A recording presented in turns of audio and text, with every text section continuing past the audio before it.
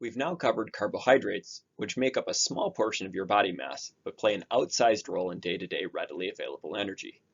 We've also covered lipids, which can store energy, can make up the structure of our membranes, help with the absorption of nutrients, and they can send signals through the body, and they can even serve to protect tissues. If that seems like a wide variety of roles, proteins, which make up the majority of our body mass outside of water, can do vastly more. Every protein is a polymer made up of much smaller building blocks, similar to how a polysaccharide is made of smaller monosaccharide units. The building blocks for proteins are called amino acids. An amino acid is a fitting name. It's a small molecule that always has an amine and a carboxylic acid. Amine for amino, or amino for amine, and acid for carboxylic acid. There's always a single carbon between the carboxylic acid carbonyl and the nitrogen, the amine. And this carbon will have one of 20 different side chains. In this diagram, the side chain is shown as R.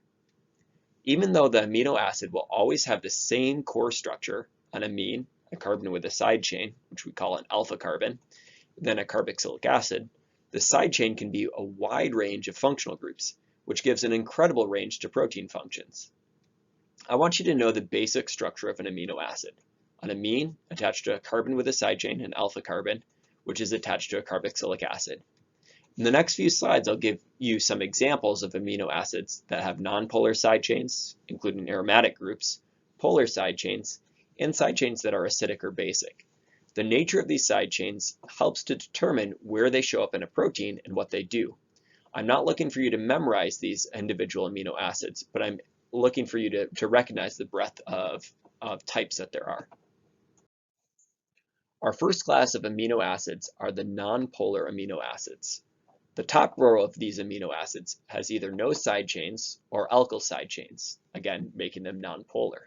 From left to right, we have no side chain, a methyl side chain, an isopropyl side chain, an isobutyl side chain, and a sec-butyl side chain. The second row has some aromatics and a thioether as well, again, very nonpolar groups. Because these amino acids have nonpolar side chains, they interact very poorly with water. They tend to be on the inside of a protein, away from the water but close to each other, or sometimes in the center of a membrane where they interact with the nonpolar fatty acid tails of membrane lipids. If you look closely at each of the labels below the amino acids, you'll see that the amino acids each have a name, but also a 3-letter abbreviation and a 1-letter abbreviation in parentheses. Since amino acids build proteins, protein structure at some level involves describing what amino acids are part of the protein and in which order. Proteins are frequently hundreds of amino acids long or longer, so it's common to use these single-letter abbreviations to make it easier to read what amino acids are actually present quickly. At this level of course, this is definitely not something worth spending time memorizing. I just want to make sure that when we look at strings of letter to represent proteins, you know that these are abbreviations for amino acids, even though you wouldn't know which ones. Polar amino acids tend to have alcohols, thiols, or amides. These amino acids have much stronger interactions with each other, but they also have much stronger interactions with water. They can hydrogen bond with each other or with water. They may be in clumps within a protein, again hydrogen bonding with each other, but they're usually found at the surface of a protein where they can hydrogen bond with water. We can also have carboxylic acids as side chains, which are acidic. You can see the 2 examples in the bottom left. These tend to form the carboxylates in water, the negatively charged anions, and are usually on the surface of a protein near the water.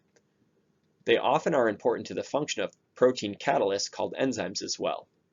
Similarly, the amines that we see in the top right and any other related nitrogen compounds tend to be basic and form ammoniums or similar compounds in water. These are positively charged, and they also tend to stay near the surface of a protein and can be used in catalysis, just like the acids. All the proteins in your body are made up of these 20 different amino acids that we just looked at. However, your body can only make about half of those 20 amino acids.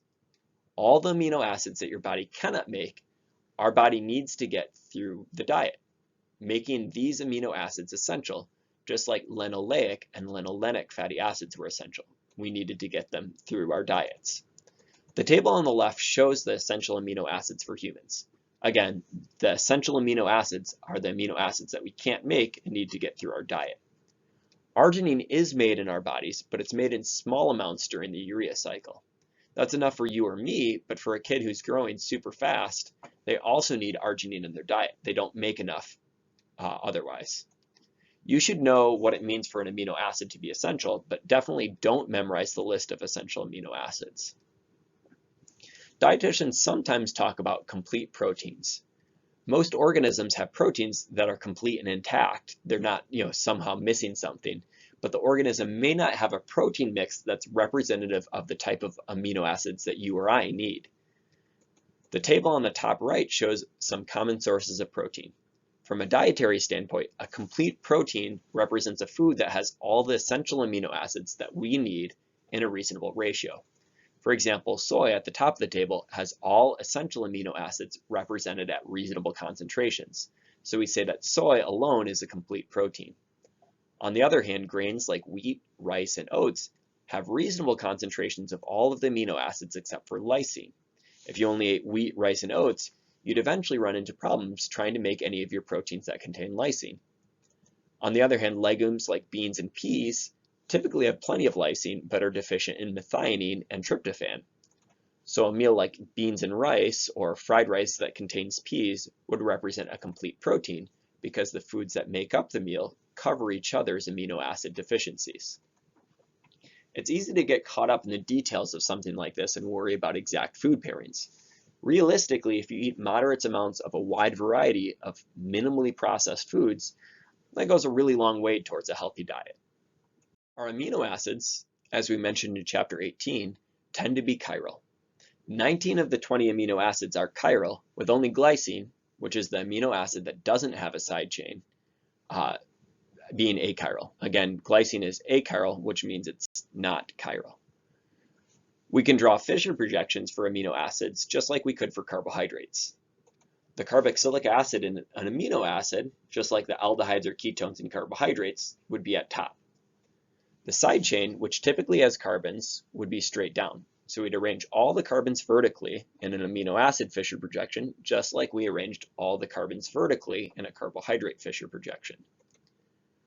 The amine groups determine D versus L in the amino acids, just like we use the OHs on the last chiral carbon to determine D versus L in a carbohydrate.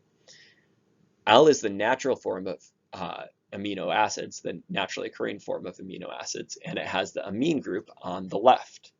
This is notably the opposite of carbohydrates, which have the naturally occurring OH on the right for the last chiral carbon. So carbohydrates are all D, where amino acids are all L.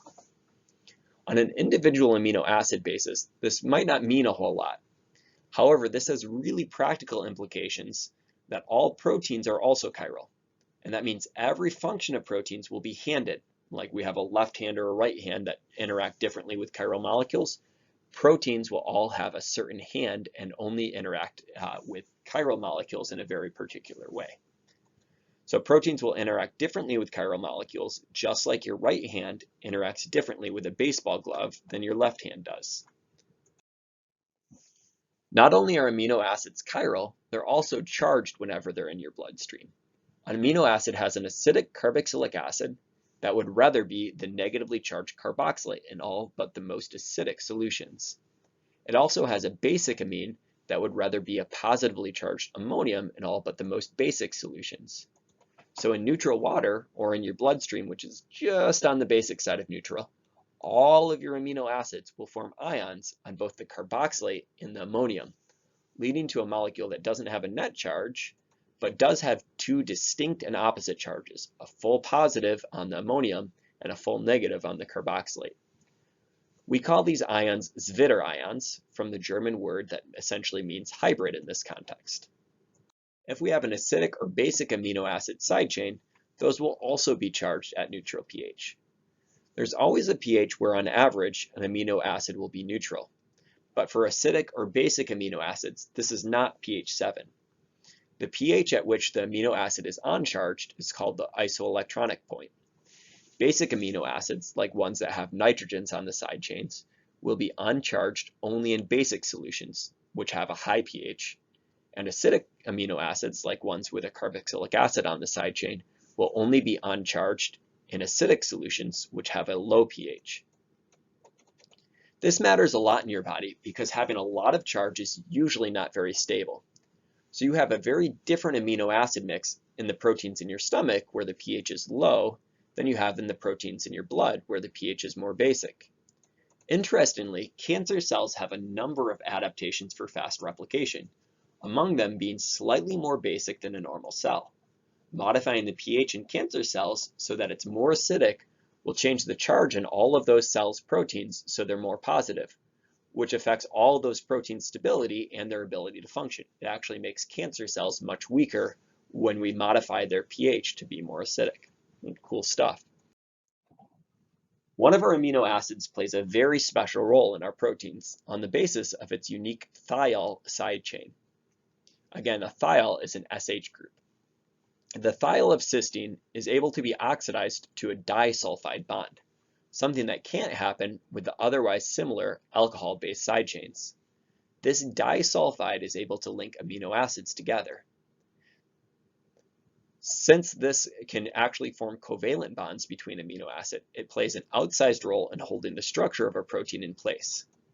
You should know that cysteine is the amino acid that can form disulfide bonds, but you don't need to memorize the structure of cysteine. The disulfide bonds that cysteine forms are not the primary way that amino acids are joined together. Instead, we join amino acids through amide bonds. In Chapter 17, we talked about how carboxylic acids and amines can react to form amides with either high temperatures or catalytic conditions. Each amino acid has both a carboxylic acid and an amine, so we join them together one after another by forming amide bonds. Because biologists want to have a separate name for everything, in the context of protein, this amide bond is also called a peptide bond. The amide bond is a peptide bond in the context of peptides or proteins. When we link amino acids together by amide or peptide bonds, they form really long chains called polypeptides, or just peptides for short. When a peptide gets arbitrarily large, we stop calling it a peptide and we call it a protein instead. So a chain of amino acids might be called a polypeptide, a peptide, or a protein with little functional difference between any of them, and they're always joined by amide bonds. Since every single amino acid has the same basic structure, an amine, a carbon with a side chain or alpha carbon, and a carboxylic acid, which we can see in the top left, the main part of a peptide or protein is exactly the same too. It will always repeat. We'd have nitrogen, carbon with a side chain or alpha carbon, different names for the same thing, then the carbonyl, which came from the carboxylic acid. And then we repeat nitrogen, carbon with a side chain, and then carbonyl. If we have more amino acids in the peptide, we just have more repeats of nitrogen, carbon with a side chain, carbonyl, nitrogen, carbon with a side chain, carbonyl, nitrogen, carbon with a side chain, carbonyl. It doesn't really matter what the side chains on each amino acid are, the basic structure of the protein will be the same. We'd still have nitrogen, carbon with a side chain, carbonyl, nitrogen, carbon with a side chain, carbonyl, and so on. And that would repeat for every amino acid unit. The only thing that changes is the side chain group.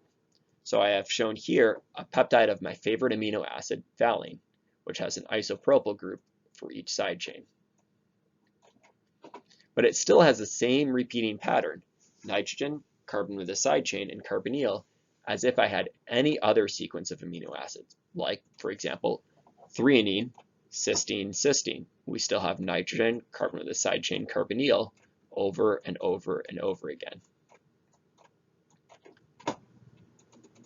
If we wanted to name these peptides, I just give the 3-letter codes, or even more commonly, the 1-letter codes, in the order that they appear starting with the nitrogen side, the N.